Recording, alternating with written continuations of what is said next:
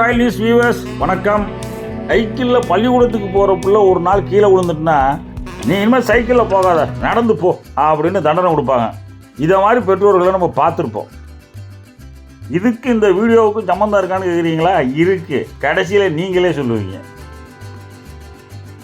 திருப்பதி ஏழுமலையானை பார்க்கறதுக்கு க்யூவில் போகிற மாதிரி இருக்குது. கிட்டத்தட்ட 20 ரூபா இருக்குங்க. இதில் நீங்கள் சுற்றி நடந்தீங்கன்னா 2 கிலோமீட்டர் நடந்துடலாம்.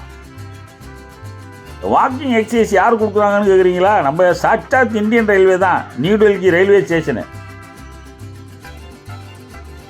7 மணி வண்டியை பிடிக்கிறதுக்கு 6 மணிக்கு வந்தாலாம் பத்தாது. இம்புட்டு சுற்றி 7வது பிளாட்ஃபார்மில் போய் ட்ரெயினை பிடிக்கிறதுக்குள்ளே ட்ரெயின் அடுத்த ஊருக்கே போயிடும். க்ரௌடு மேனேஜ்மெண்ட் சூப்பராக இருக்கா? கும்பமேளாவுக்கு 4 ஸ்பெஷல் ட்ரெயினை விட்டு வண்டிக்கு 3000 டிக்கெட் கொடுக்கறதுக்கு பதிலாக 45,000 டிக்கெட்டை கொடுத்து கூட்ட நெரிசலில் 18 பேர் செத்து விட்டான். இந்த புள்ளி விவரம் நான் சொல்லலைங்க, பார்லிமெண்ட்டில் சொன்னது.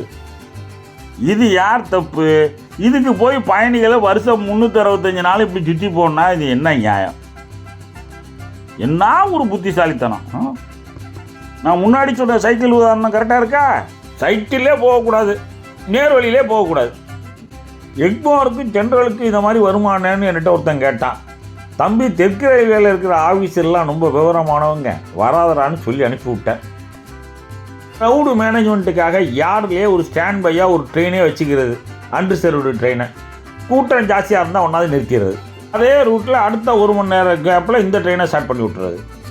இப்படி உருப்படியாக யோசிங்க, சுற்றி விடாமல். வீடியோ பிடிச்சிருந்தா லைக் பண்ணுங்கள், மறந்துடாமல் சப்ஸ்கிரைப் பண்ணுங்கள், ஷேர் பண்ணுங்கள். வணக்கம்.